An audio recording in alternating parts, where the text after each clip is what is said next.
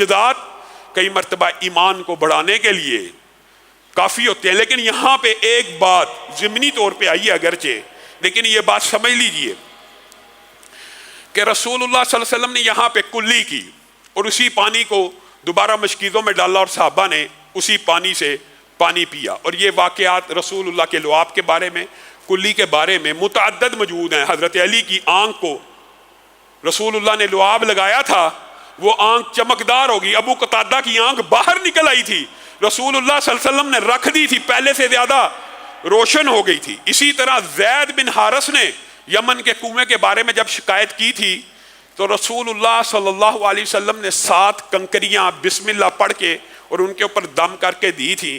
اور زید نے یہ بات کہی تھی کہ گرمیوں کے اندر تو پانی خشک ہو جاتا، سردیوں میں کنویں میں پانی آتا، تو رسول اللہ صلی اللہ علیہ وسلم نے ان پہ دم کیا اور کہا یہ 7 کنکریاں باری باری کنویں میں ڈال دو گے. تو زید بیان کرتے ہیں پھر اس کنویں کے اندر نہ سردیوں میں نہ گرمیوں میں کبھی پانی کم نہ ہوتا تھا. جو بات ضمنی طور پہ بتلانا مقصود ہے وہ یہ ہے کہ یہ رسول اللہ صلی اللہ علیہ وسلم کی سنت ہے لعاب کے اندر شفا کے حوالے سے. بعض لوگ یہ سمجھتے ہیں کہ یہ رسول اللہ صلی اللہ علیہ وسلم کی ذاتی خصوصیات میں سے تھا کہ لعاب یا تھتکارنا یہ رسول اللہ صلی اللہ علیہ وسلم کی ذات کے ساتھ خاص تھا. یہ بھی علماء کا ایک گروہ موجود ہے. لیکن جو باقی متفقن علیہ اور حدیث کی دیگر کتابوں میں یہ روایت موجود ہے، بسم اللہ تربت ارضنا بریقت بازنا یشفا بہا سقیمنا باذن ربنا.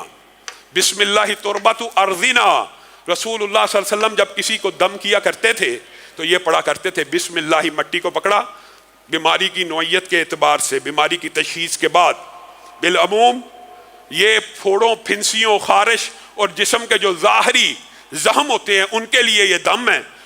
مٹی کو انگلی سے ہاتھ لگاتے تھے اور اس کے اندر اپنی تھوک کو ملاتے تھے اور کہتے تھے بسم اللہ تربت ارضنا، اللہ کے نام کے ساتھ، زمین کی مٹی کے ساتھ. اور بریقت بعضنا، یہ رسول اللہ صلی اللہ علیہ وسلم نے صرف اپنے تک محدود نہیں رکھا، یہ فیض امت کے اندر بھی جاری کر دیا تاکہ آئندہ آنے والی امت بھی دم کے جو شرعی طریقے ہیں ان سے فائدہ حاصل کر لے.